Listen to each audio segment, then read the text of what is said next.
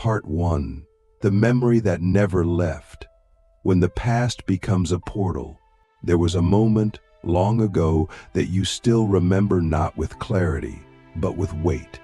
A moment where something broke inside you. Maybe it was a betrayal. Maybe it was abandonment. Maybe it was the first time you were silenced, shamed, or made to feel small. You tell yourself you've moved on, that it no longer defines you. But if you ever find yourself triggered by a tone of voice, a familiar rejection, or a sense of unworthiness that comes out of nowhere, then I ask you, have you really moved on? Or has something been living inside that memory, feeding on your silence? We begin here because the first law of spiritual warfare is this: demons do not enter us, they enter through us. Through the cracks, through the wounds, through the places we deny, suppress, or forget. Your dark past is not just a story, it is a spiritual map.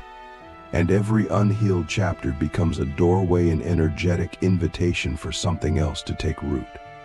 Not because you are weak, but because you are unconscious of what still lingers. And demons thrive in your unconsciousness. Let's be clear about what we mean when we say demons.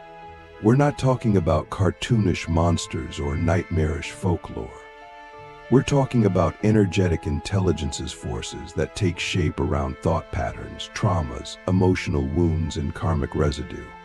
They are not fiction, they are frequencies. And they do not need your belief, they only need your permission. And the most common way we give that permission is by refusing to look at where we've been. Click subscribe to this channel to get more profound insights. Your dark past holds a vibration. Every memory carries an imprint. And when those memories are charged with shame, fear, guilt, or hatred, they create a resonance within your energy field. That resonance is what entities follow. They don't randomly attack, they scan for resonance. And when they find familiarity, they enter quietly. You may not feel it at first. It may show up as anxiety, self-sabotage, or emotional numbness. But over time, that small presence becomes a pattern, and that pattern becomes a prison. I once worked with a woman who had a recurring dream of being watched by a shadow figure in the corner of her childhood home.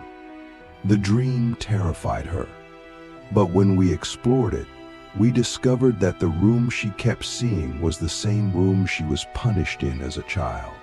She had buried the memory, but the energy remained, and the entity, it wasn't there to attack her. It was there because she had never fully claimed that part of her story. The demon wasn't haunting the house, it was haunting the memory. Now ask yourself this: what memory do you never talk about? What moment from your past still makes your stomach tighten? That's the place where the demon waits. Not to torment you, but to remind you there is unfinished business here. Because when we refuse to face the pain of the past, we create space for something else to narrate that story. Demons don't just feed on pain, they feed on avoidance. Every time you say, "That's not important anymore," but your body tenses, you give it ground, they also feed on distorted identity. If your past taught you that you're unworthy, and you still carry that belief, the demon will reinforce it. Every missed opportunity, every failed relationship, every self-sabotage will feel like confirmation. But it's not fate, it's feedback. The entity doesn't create your unworthiness, it amplifies it. It echoes it until you believe it's you, until you forget that this voice was first planted in pain.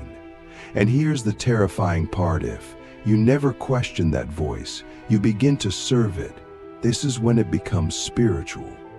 Because your soul knows the truth. Your soul remembers who you were before the wound. But your nervous system doesn't. Your subconscious doesn't. And that split becomes the battlefield. One part of you longs for freedom. The other builds an altar to your suffering. And demons? They kneel at that altar and whisper, "You're right to stay here. It's safer. Don't forgive. Don't remember. Don't rise. So how do they really gain power? Through repetition. They use the echoes of your past to create loops, thought loops, emotional spirals, patterns that feel like fate but are actually programming. You date the same kind of person. You attract the same kind of betrayal. You hit the same wall in your growth. And before long, you stop questioning it. You call it karma. You call it reality. But it's not. It's a possession of attention. And where your attention goes, your energy flows. That's the transaction. I want you to think about this deeply. What if your most painful memory is still shaping your choices today? What if the person you became to survive that moment is still the one making your decisions? That's how demons use the past. They don't pull you backward. They keep you frozen in a version of yourself that no longer exists. And as long as you identify with that version, you keep surrendering power you don't even know you have. This is why healing is not optional. It's not a luxury. It's not just about feeling better. It's about reclaiming your spiritual sovereignty. Because every healed wound seals a doorway. Every time you return to a memory with love, presence, and truth, you take back territory. The demon doesn't leave because you fight it. It leaves because there's no longer resonance. It can't survive in wholeness. It can't feed on forgiveness. It can't manipulate someone who's no longer ashamed. But let's go deeper. What about the parts of your past you did take responsibility for? The things you did do wrong, the harm you caused, the lies you told. That's where guilt becomes a puppet string. Because demons don't just feed on victimhood, they feed on guilt too.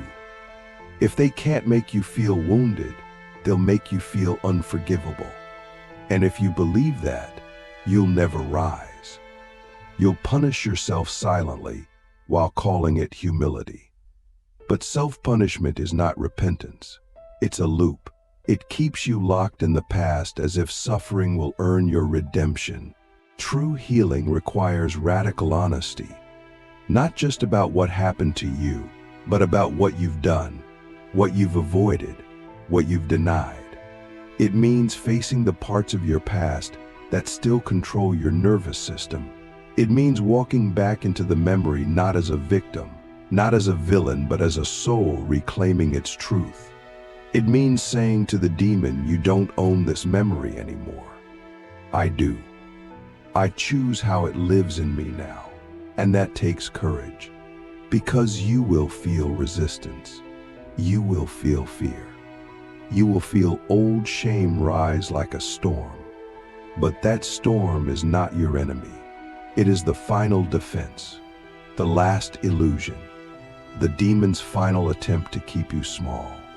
And the moment you walk through it, the moment you stop flinching at your own story, you'll realize you were never haunted.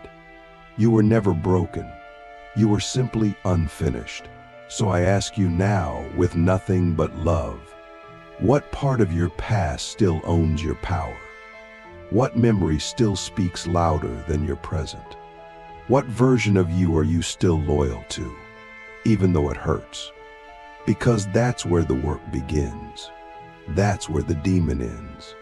And that's where your freedom lies. Part 2, the echo chamber of pain.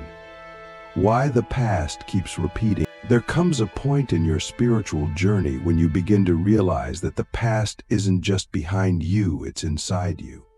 Not just as memory, but as architecture. Your thoughts, your reactions, your fears all trace back to moments you barely remember or wish you could forget. But forgetting is not the same as healing. In fact, forgetting is often the first step toward possession. Because when you bury pain instead of processing it, you don't bury it alive, you bury yourself. And demons use that burial ground as a throne. Let's talk about possession not in the Hollywood sense, but in the spiritual sense. Possession happens when something else begins to make choices through you. When you're in a situation and say, I don't know why I did that, or that wasn't like me, you're describing a moment of spiritual hijacking. It's subtle, it's gradual, and it almost always starts in the past. Demons don't need to enter you through terror, they enter through trauma, through heartbreak, through betrayal, through any moment where your light dimmed and you didn't know how to relight it. These entities don't feed on the event itself. They feed on what you believed about yourself because of the event. I'm unlovable. I'm not safe. I'll always be alone. These are not just thoughts. They are contracts. And every contract you make with pain becomes a binding agreement in your energy field. You may not remember signing it, but your subconscious honors it. And the demon? It holds the pen. It whispers, yes, you are unlovable. You were right to believe that. Let me remind you every day, and it does through people, patterns, and persistent self-doubt. Have you ever asked yourself, why do I keep attracting the same kind of pain, the same kind of relationship, the same kind of rejection or betrayal? This is not coincidence. This is resonance. The past creates an emotional frequency, and that frequency becomes your spiritual identity. Until you change the frequency, you will keep drawing in experiences that match it. Not because you deserve more pain, but because your field is still broadcasting an open signal. This is who I think I am. And the demon amplifies that signal over and over until you forget it's a lie. Let's talk about the unspoken power of repetition. Every time you react the same way to the same trigger, you reinforce the past. Every time you tell the same story about why you can't trust, why you can't open up, why you're always misunderstood, you're not just sharing pain. You're casting a spell that keeps the past alive in the present. And the demon is the echo. It doesn't need to invent new lies. It just repeats your old ones, over and over, until your future becomes a mirror of your wound. This is why rituals are so powerful, not because of what they do externally, but because of what they undo internally. When you create a sacred space to grieve, to forgive, to reclaim, you interrupt the demon's loop. You override the spell. You stand inside the memory and say, I see what happened. I honor the pain, but I no longer carry your voice. And in that moment, the memory shifts. Not because it changes, but because you change your relationship to it. That's spiritual alchemy. That's how you take power back. But let's not sugarcoat this. Facing the past hurts. It burns. It dredges up things you thought were buried for good reason. But here's the truth: what you avoid doesn't disappear. It metastasizes. It becomes anxiety, depression, addiction, projection. You think you're avoiding the pain, but you're actually feeding it. And the demon? It waits patiently. It waits for you to numb, to distract, to forget. Because every time you do, it grows stronger. Not louder, just more embedded. There's a reason ancient spiritual traditions emphasize remembrance. Because forgetting is the beginning of fragmentation, and fragmentation is the beginning of spiritual vulnerability. When you forget your power, your story, your divinity, you become susceptible to anything that offers you a sense of identity, even if it's built on pain. Demons offer identity. They offer clarity, false clarity. This is who you are. This is all you'll ever be. This is what you deserve. And if you're disconnected from your truth, those lies feel like home. That's the most insidious part. They make suffering feel familiar. And we crave what's familiar, even when it hurts. That's why people stay in toxic cycles. That's why we repeat old patterns, even when we know they're destructive. Because the demon has convinced us that freedom is dangerous, that healing is betrayal, that moving on means forgetting the pain that once defined us. But what if healing isn't betrayal?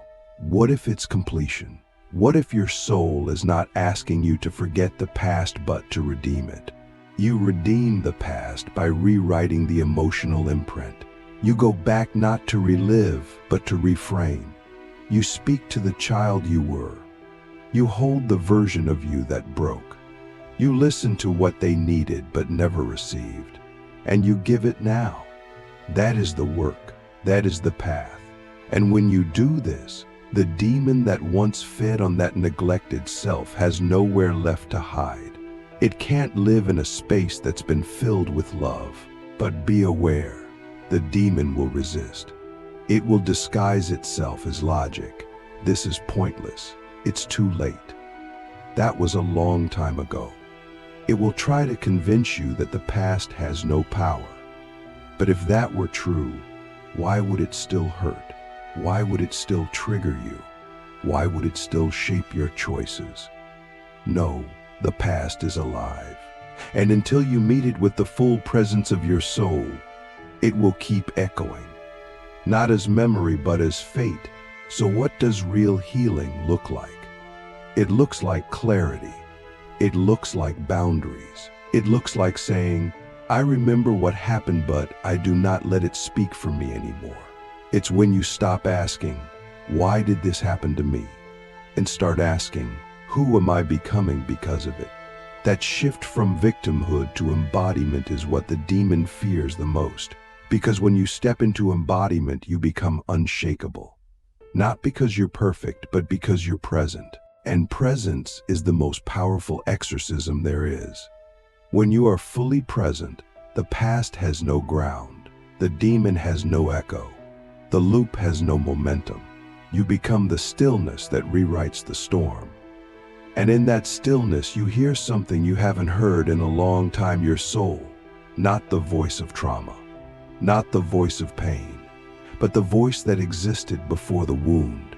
The voice of truth. The voice of life. So I'll ask you again, but deeper this time. Which part of your past are you still making decisions from? Which version of you is still running the show? And who would you be if you let that version rest, grieve, and finally exhale? This isn't just healing, it's liberation. And it doesn't come through forgetting. It comes through remembering with power, presence, and purpose. Part 3. The ritual of remembrance. Turning your wound into a weapon of life. There's a moment in every spiritual awakening where you stop asking, why did this happen to me? And you begin to ask, what did this awaken in me? That shift is everything. It is the moment you take your power back. Because until that moment, your dark past is a weight around your neck. But after it, it becomes a sword in your hand. The same blade that once cut you becomes the instrument through which you cut through illusion, fear, and the lies the demons told you about who you are. That is the sacred reversal. That is the transmutation. That is the point where suffering becomes strength. But the demons do not surrender easily. They will make your pain feel like your identity. They will whisper, this is who you are. This is who you are. Been, and you'll believe it, especially on the days when you're tired, when your nervous system is stretched thin, when someone triggers an old memory and you feel 12 years old all over again. That's when the past feels most alive, not because it is powerful, but because it is unresolved. And the unresolved becomes the unseen. And demons thrive in what remains unseen. But you are not powerless here. In fact, you are the only one who holds the key. Because the truth is, demons don't gain power through the past, they gain power through your agreement with the past. Through the parts of you that still say, yes, I am unworthy. Yes, I am broken. Yes, this pain defines me. The moment you say no, not out of denial, but out of deep embodied truth, you begin to break the contract. But you cannot break a contract you're unconscious of. That's why the work must go all the way back to the moment of injury. You must pull the root. This is why ritual matters. Not empty ceremony, but sacred confrontation. You light a candle not to chase away the darkness, but to illuminate it. You speak the name of the memory. You summon the younger self who still hides there, and you look them in the eyes, not with pity, but with power. You say, I see you, I remember, and I will not let you carry this alone anymore. That is the moment of retrieval. That is the moment the demon begins to tremble. Because now you're not just healing, you're remembering. And in spiritual terms, memory is everything. To remember is to re-embody, to reweave the fragmented threads of your soul into wholeness. Because every time trauma struck, a piece of you left. It didn't vanish, it just froze in time, waiting for you to return, not as the wounded child, but as the awakened warrior. The one who no longer fears the wound. The one who walks back into the fire not to burn, but to rescue what was left behind. Now let's be honest, this is not a path of comfort. This is a path of confrontation. You will cry, you will shake, you will want to run. Because the demon will do everything it can to keep you out of that memory, out of that room, out of that original pain. But keep going. Because what you will find, there is not just the pain, it's the power that pain was protecting. And when you reclaim that power, the demon loses its throne. Because demons don't fear light, they fear your integration. They fear a soul that is no longer fragmented, a being who is no longer ashamed, a person who can stand fully in their story and say, yes, this happened. Yes, I was broken. Yes, I was lost, but I am not that anymore. That is spiritual authority. And spiritual authority is not loud, it is clear. It does not need to scream. It simply is. And demons cannot possess clarity. So the question becomes, what clarity are you still afraid to claim? What truth about your past are you still avoiding? And what would happen if you finally said it out loud, not to shame yourself, but to set yourself free? Because the moment you speak the unspeakable, the spell breaks, the loop dissolves, te fades, and you return to yourself. But this isn't just about you. Because once you've walked through your own fire, you gain the eyes to see it in others. You become a mirror for their healing. You become a safe place for their shame. You carry the medicine not in your words, but in your presence. Because people can feel when you've done the work. They can feel when you faced your demons and lived to tell the truth. And that truth becomes a transmission, a frequency, a light in the dark. This is the deeper purpose of your pain. It was never just about you. The demon tried to isolate you, to convince you that your suffering was unique, but it wasn't. It was archetypal, it was ancestral, it was collective. And by healing it, you don't just free yourself, you free everyone who carries a similar burden. You become the breaker of chains, the end of a lineage of silence, the one who says, it ends with me. And that is why the demon fought so hard to keep you in the past. Because it knew what you'd become if you ever got free. Not perfect, not untouchable, but embodied, empowered, unmistakably whole. That is the most dangerous thing a human can be in a world built on fragmentation.